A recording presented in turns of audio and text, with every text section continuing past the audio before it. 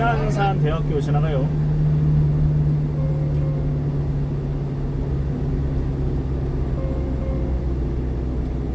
진서연이 독전 찍을 때 이런 사람들을 많이 공부했는데 흔한 부작용 중에 하나가 몸을 주체할 수 없어서 움직여야 하는데 그걸 스트레칭하는 척하면서 숨긴다고 해요.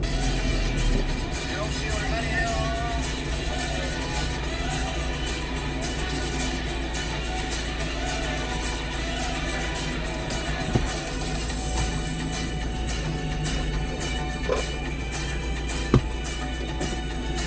그리고 뭔가 몸 안에 벌레 기어다니는 것처럼 가려운 느낌인데 긁을 수가 없어서 어딜 긁어야 할지 모르는 가려움이 든다고 합니다. 와, 얼마나 고통일까. 그러니까 이렇게나 약이 있는 겁니다, 여러분. 근데 문재인 시절 우리나라의 마약이 5배가 늘었죠. 그래서 윤석열이 마약과의 전쟁을 선포하니까 민주당에서 뭐라고 하냐. 5년간 마약 불과 5배으로 전쟁 선포할 수준 아니야. 뭔가 의도가 불순해 보인다. 현재 우리 마약 유출대가 대통령이 나서서 마약과의 전쟁을 선포한 만큼 심각하냐. 정책 판단의 영역이지만 불과 5년 사이에 5배 늘어난 수준. 그래서 진행자가 5배 증가를 불가라고 표현할 수 있는 것이냐고 하자 황 의원은 5년 사이에 5배 증가가 마약과의 전쟁을 선포할 수준은 아니다라고 했다. 그러니까 민주당 집권 시절 5배가 늘어난 데에 대한 반성은 안 하고 오히려 5배밖에 안 늘었는데 마약과의 전쟁을 선포하는 게 불순하다는 걸 미친 게 아니다. 그냥 상대방 까내리고 싶어서라면 이렇게 되는 거. 한심한.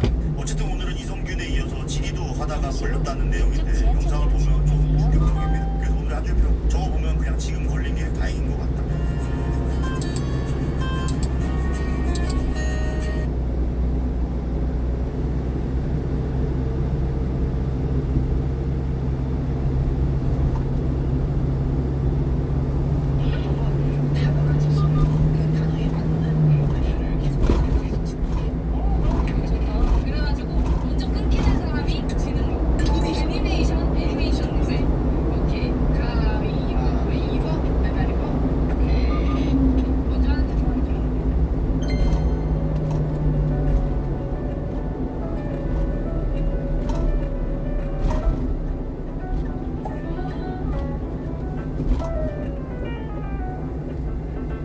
퉁퉁이 기실이 기사하는 생각.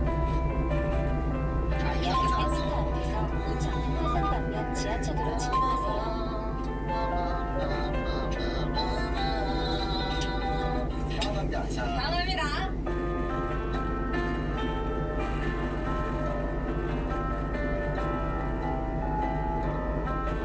알지? 영화방 라이브 소리? 뭐야 이게? 노래 좀 바람들. 몰라. 근데 싶어.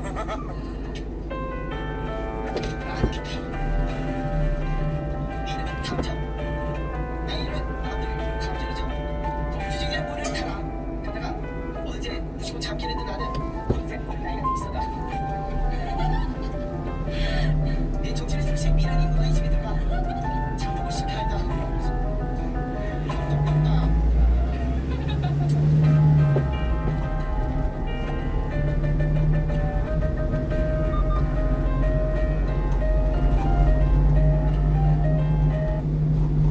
멋있어.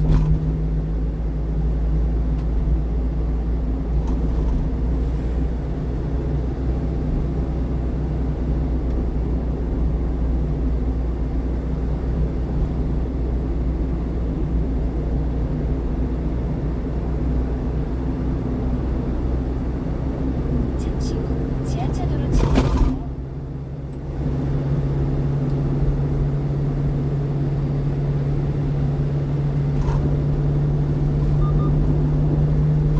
다음 안내까지 계속 직진하세요.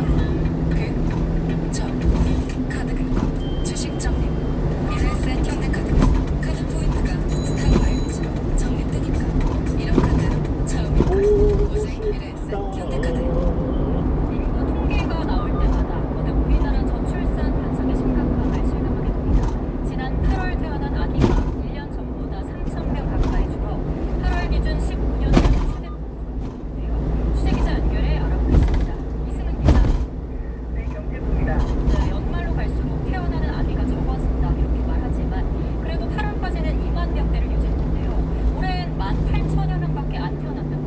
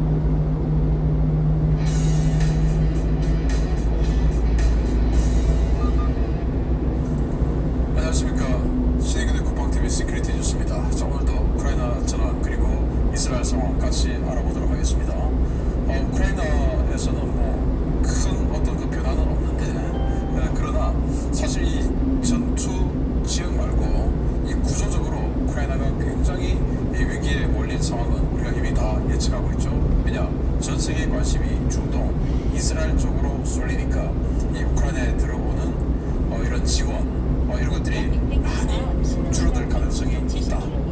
위기다. 이런 것들은 우리가 예측을 했는데 여러분이 기대하지 못했던 이 칙칙함 그저 무슨 아니 나오네. 왜 혹실함이 나온 아니 초민현 랩장죠. 초민현 랩장. 그러니까 네, 반갑습니다. 오히려 좋아. 우울하다. 여러분 막 물음표 달고 그러시는 거 아니에요. 아니 랩장님 이제 오시는 중인데. 오시는 중인데 네. 임시 랩장. 임시 랩장 항성님 모셨습니다. 오늘 주인공은 전가요? 좋아요.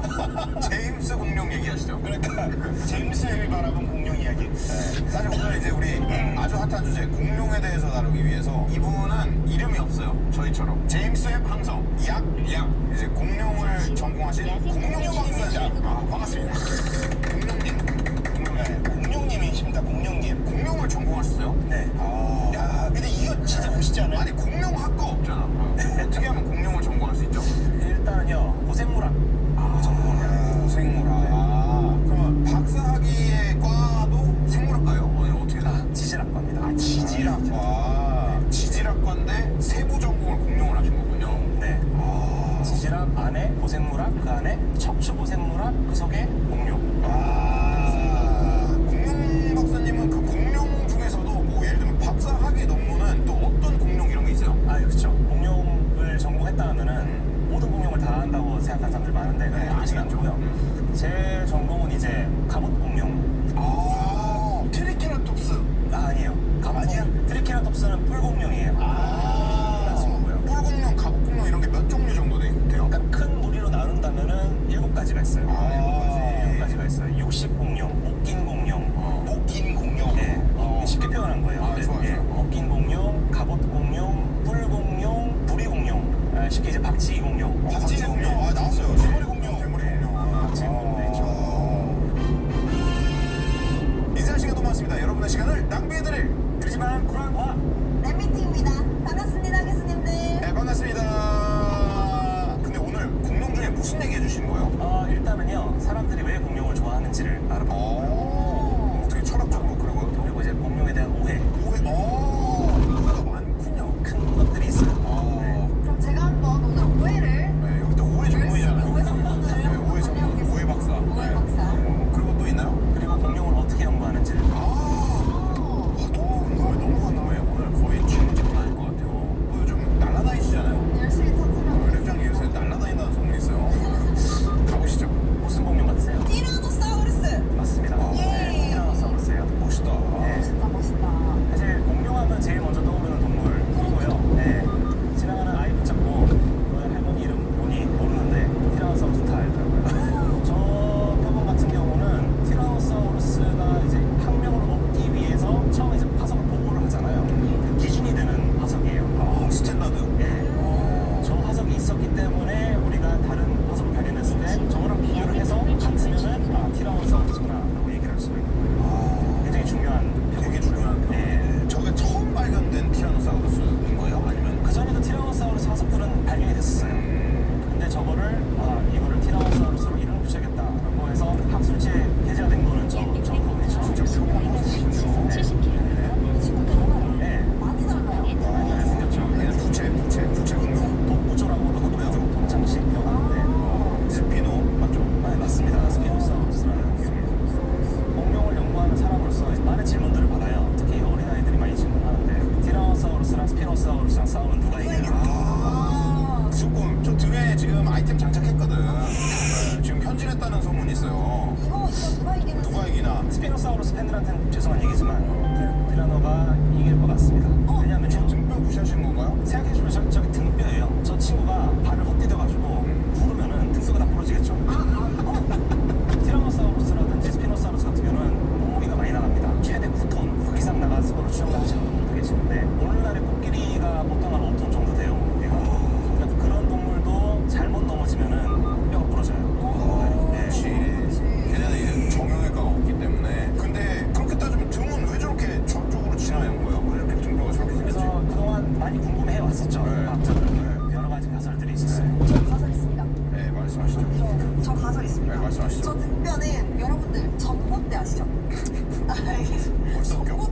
그러면 새가 앉지 못하게 뾰족뾰족하게 있는 거 있죠? 저게 새가 앉는 걸 방지하기 위해서 저 친구들이 저렇게 진화를 했다. 이거 어떻게 생각하세요? 되게 좋은 가설인 것 같고요. 이제 그 입증을 해야 되는데 아, 네. 쉽지가 않겠죠. 좋은 가설인데 입증이 쉽지 않다고 합니다. 네. 그럼 저렇게 된 이유가 지금 밝혀진 게 있나요? 확실히 뭐라고 얘기할 수는 없고요. 대표적인 가설이 두 가지가 있어요. 하나는 체온 조절용이었을 것이라고 보는 사람들이 있어요. 등뼈가 어떻게 체온 조절을? 면적을 다르게 하니까. 예, 그렇죠. 그래서 이게 살아있을 때는 저 등뼈 위로 수많은 혈관들이 있고 그 위에 이제 얇은 피부가 덮여 있었을 텐데 저 동물이 살았던 곳이 강가 근처예요. 물에 오래 서 있거나 하면은 체온을 잃기가 되게 쉽거든요. 햇볕에 이렇게 오래 서 있으면은 등을 이렇게 햇볕 쪽에 해가지고 서 있으면은 피를 데피게 되게 유리하겠죠. 물론 이렇게 보시는 분도 계시는데 이게 하나의 가설. 하나의 가설인데 이 가설의 문제점이 있어요. 얘랑 비슷한 공룡들이 있어요. 그 중에 돛이 없는 애들도 있어요. 그러면은 왜 다른 애들은 체온 조절용 돛이 없냐고. 그러니까. 근데 두 번째 가설이 있어요. 뭐냐면은 되게 인기가 좋아서 생긴 거다. 성선택적으로. 네, 약간 성선택적으로. 공작새처럼. 아니면 뭐 이렇게 뿔 엄청 큰 애들처럼. 제 생각에도 제일 가능성 있는 얘기인 것 같아요. 동물들의 웬만하면 되게 희한한 구조물들 같은 경우는 대부분 웬만하면 다 그 종 내에서 굉장히 인기 있는 구조물이라든지 그런 것들. 그리고 이게 어린아이들이 티라노사우루스랑 스피노사우루스가 싸웠을 때 누가 이기냐에 대해서 이게 질문을 많이 하는 이유 중 하나가 저 공룡이 영화에 등장했어요. 주라기 공원 3편에 티라노사우루스랑 싸워서요. 티라노사우루스의 목을 꺾어서 죽이는 장면이 나옵니다. 그래서 많은 아이들이 그 영화를 보고 많이 울었죠. 티라노사우루스가 죽었기 때문에. 공룡의 왕이 죽었기 때문에. 근데 이제 영화를 제작하는 분들은 1편이랑 2편에 다 티라노사우루스가 나왔잖아요. 너무 식상하기 때문에 새로운 악당 공룡을 등장시키고 싶어서 스피노사우루스를 등장시켰다고 하더라고요. 그래요. 출연료 문제일 수도 있어요. 저작권 문제라든가. 너무 현실적인 거 아니에요? 제가 세상에 찌들어가지고 죄송합니다 여러분. 뭔가 근데 세상은 그렇게 돌아가요. 그리고 이제 스피노사우루스가요 주로 물고기를 잡아먹던 공룡이에요.